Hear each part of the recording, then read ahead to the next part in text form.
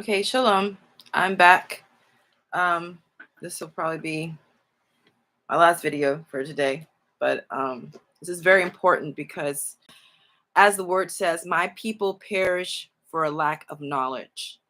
And we have been so, all of us, every human being has been born into a world that is ruled by Satan.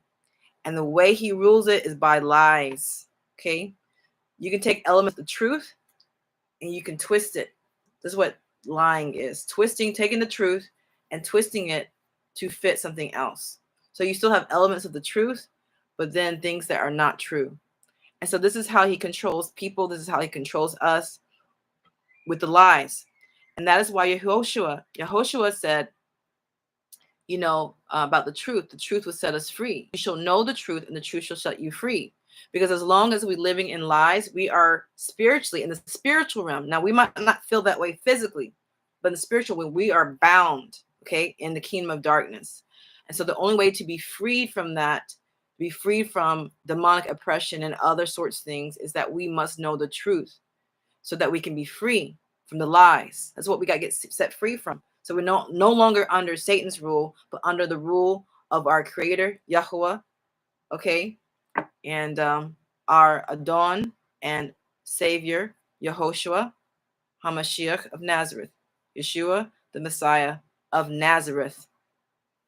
So I'm addressing this because this is something that I had been dealing with for a number of years to come to understanding regarding Thanksgiving. And so the title of this message is that if you want to give thanksgiving to Yahowah, to him specifically, keep Sukkot, okay? The Feast of Tabernacles. That is how we give thanks to him.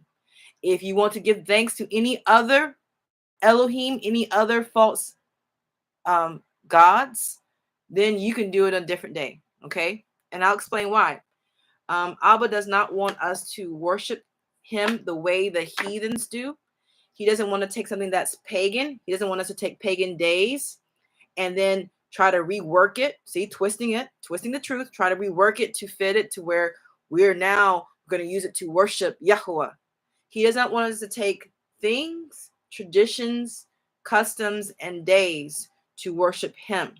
He wants to take the days that he has spoken, that he has appointed for us to worship him. We are not to worship him as the pagans worship their Elohims. So I'm going to expose this regarding Thanksgiving. Okay, historically, if you look up about the history of America, different towns and different villages throughout America kept Thanksgiving at different times. Okay, so for instance, if you're up in Massachusetts or Maine, you're going to have a Thanksgiving celebration probably in September before, for the harvest, because you're giving thanks to Yah for the harvest. Okay, but we know it gets cold up there. Typically, it's supposed to get cold up there than it does in the South. So people up north will have a type of Thanksgiving celebration probably in early September, whereas other people in the South would have a Thanksgiving celebration for their harvest, thanking the Most High for the harvest of all the, fruits and vegetables in the season of the agricultural season in October. That would probably be the latest that anybody will give thanks to the Most High for. If you're down in Texas and things like that, you're going to have your harvest season is going to be later. If you're up north, your harvest season of celebration is going to be earlier. That's the way it used to be in early America. Okay? There was not a set day. Now, this woman who was actually the wife of a Freemason. Yes, she was. And she, which blends paganism with, a lot of other stuff. She promoted a national holiday of Thanksgiving she pitched her pitch to President Lincoln at that time to have a national holiday of Thanksgiving. But this woman did not worship Yah. Okay. She was the wife of a Freemason. All right. So she wanted to, I guess, consolidate different celebrations of harvest. Now, by the time you're in late November, think about it, people. By the time you're in late November, is anyone harvesting major harvests of like grapes, things like that, fruits, vegetables throughout the United States? For the most part, no. Unless you're down in Florida, maybe southern Texas, Arizona, Southern California, anywhere else you're not really harvesting much of anything. Okay, so why did this woman was so bent on having people celebrate a national Thanksgiving holiday on a Thursday at the end of November? Okay, it doesn't matter if usually people go, it's November 24th or November 23rd. Think about it. Why did this woman named Sarah Josepha Hale, which is Hale. Why was she so bent on a Thursday? Now, she probably was German descent. That'll be my best guess, but I don't know about all that. But I will read to you. Why did they call the fifth day of the week Thursday? Okay, Thursday. And I'll the link. I'm not sure they allow posting of links. You can find this link. I will just say it. It is CSIS dot pace.edu / Grindel, which is GRENDEL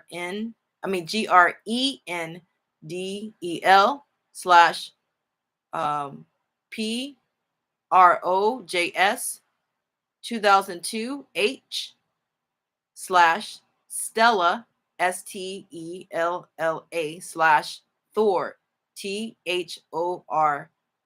THOR.html. All right, so that's the link that I'm reading from. Thursday is in honor of Thor, the Norse god of thunder and lightning. So he was viewed as a protector of the people. A tall, muscular, red-headed, bearded man was worshipped by Norsemen. And the tradition was naming the fifth day after him, celebrating weddings on that day. Why do you want to be wed? Something like that. And wearing amulets in the shape of Thor's hammer for protection. In the days before the invasion of England by Germanic tribes, meaning before England was taken over by Germanic tribes, the Romans inhabited most of the civilized world, including England. The fifth day of the week was known as a different day. Okay, Jupiter. That's what it says here. And for Greeks, he was known as Zeus. Now, in the 500s, in the year that century, 500s, when the Germanic tribes supplanted the residents of England, they replaced the Roman god with their own chief thunder god, Thor. Thus, the fifth day of the week was named Thor's Day, which came down to modern English language. What is this? Thor's Day, something like that. Which modern English speakers say as Thursday or Thunder's Day. Okay, Thor's Day was a sacred day for his worshippers. They celebrated their weddings on that day. And in many places, especially in North Germany, no work was done on Thor's favorable day.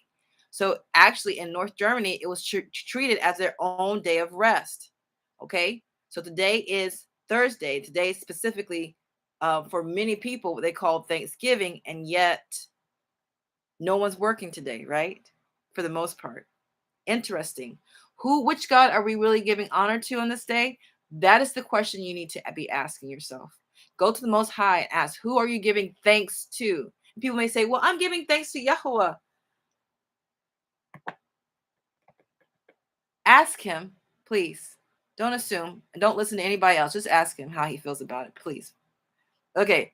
As the people's protector, Thor has always been the most beloved of the gods. He was and still is honored among pagans. I'm sure there are many people, pagans and witches, who are enjoying this day with their family. Thor's hammer is a symbol of fertility and protection. Okay, they see this as a protective thing.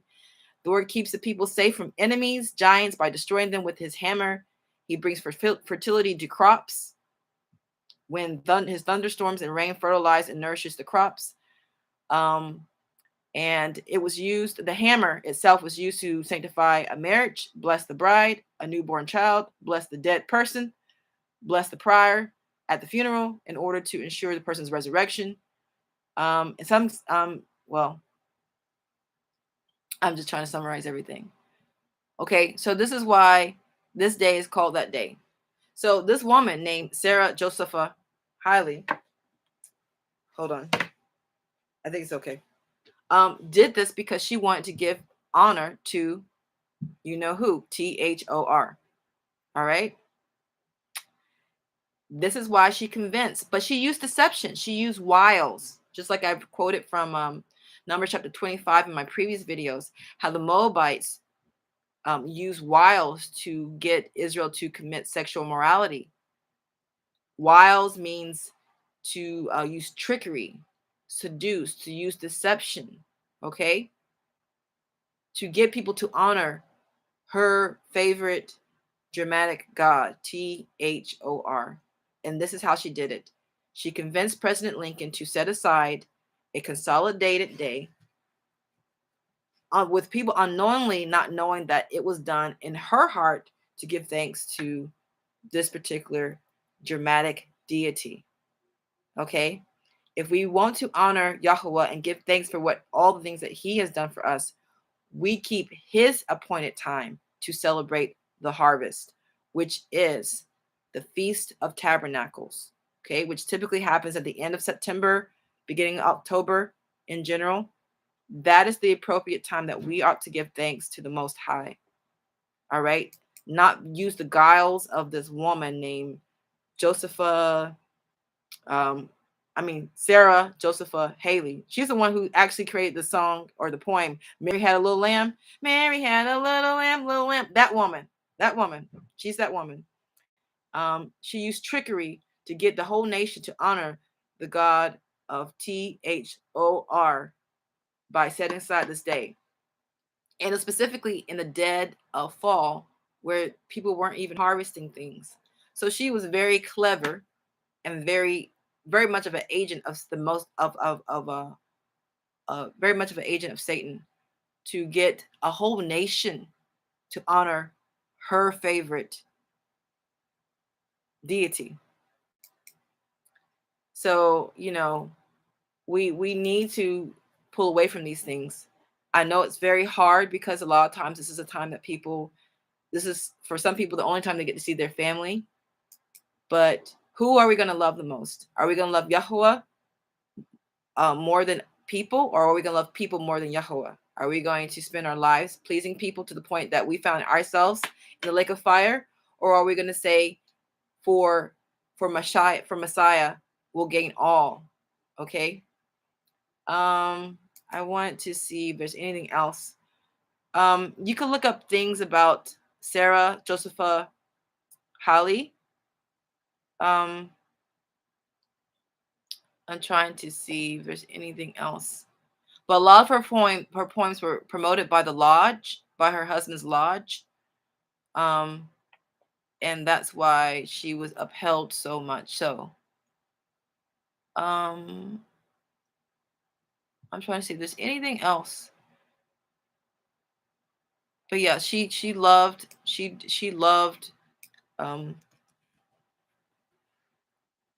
doing these things. Just give me a moment.